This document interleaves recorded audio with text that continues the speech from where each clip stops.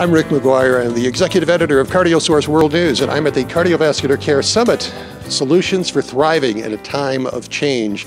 Massive change ahead. I'm talking with Dr. David May, and we're talking about some of the tools that the ACC has for cardiologists.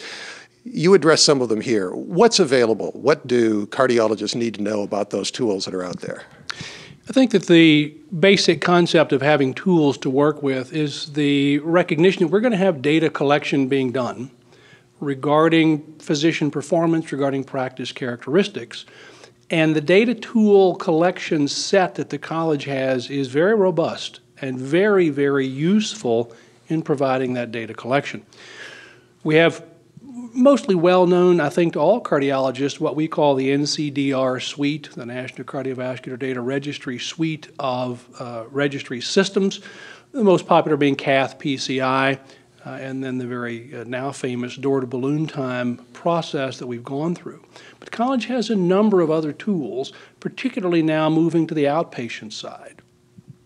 We have a registry called the Pinnacle Registry, which is the largest outpatient registry available right now. Over 2.5 million records are already in the Pinnacle Registry. And through that type of data collection, you can demonstrate the quality of your practice. You can even receive PQRS, pay for performance money. We have the Focus tool product, which is an appropriate use criteria vehicle to allow practices to demonstrate that their myocardial perfusion imaging fits within the appropriate use criteria, and in many instances eliminate the need for a radiology benefits manager from your payer.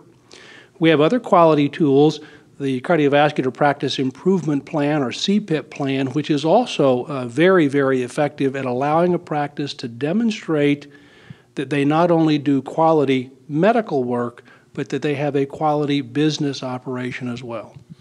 Now, I've seen the NCDR Pinnacle report, actually, and there's a lot of extensive information in there that can be quite helpful. What exactly is covered in one of those reports? The report that comes back from Pinnacle is exhaustive and looks at about 30 data metric sets that are collected. All the data is really collected in the normal flow of your patient care, so it's not as though you have extraneous pieces to get. But it looks at performance metrics that, quite frankly, are looked at federally. Typical things you would think of, antiplatelet therapy use in patients with coronary disease. But it also looks at more subtle things like anticoagulant therapy in patients with atrial fibrillation. And it lets you document not just that I gave it or I didn't, but explain why not. So that within the data metric set, you're allowed to say, I didn't give the patient, in this case, warfarin, because of their risk of bleeding, so that it allows you to capture accurately the actual clinical data pieces you're using to make a decision. The reports are, as you alluded, very robust. My practice receives data elements which relate to the practice as a whole. We then receive the identical data parsed out by our physical locations, so we can see the microenvironments of our individual offices, and we receive data on individual providers, so that I can share with all of my providers, this is what your data actually looks like. We need improvement in these areas. This is what an office profile looks like. We're not collecting this piece well, or we have a large number of these patients at this office, and then the overall practice data. For those who are participating, Dr. May, what do they tell you in terms of how helpful this has been when they're looking at the data afterwards and going, yeah, this actually does help my practice? Virtually everyone who gets a Pinnacle report from their practice has a couple of reactions right away. The first is, this is really pretty exhaustive, which is, of course, what we want. The second is, like all of us, they gravitate to those things which they did a good job on. That makes perfect sense.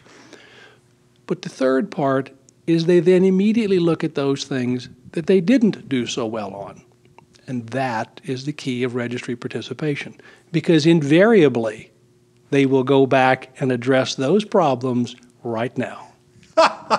Because you want to do better. I mean, you want to make sure you're at the head of the class, and it's hard to do that if you're looking at numbers that are pretty depressing.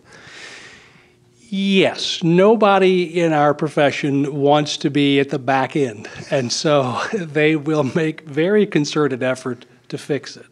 And that's the point. And that's the point.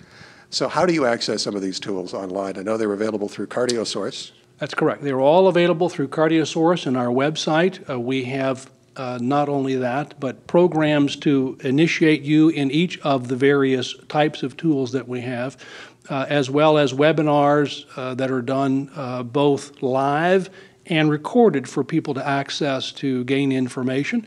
And then, of course, we have user networks like the Pinnacle Network, for instance, whose members are happy to participate and help, almost like a users group, to get people into the program, up to speed, and help them make sure their data looks good.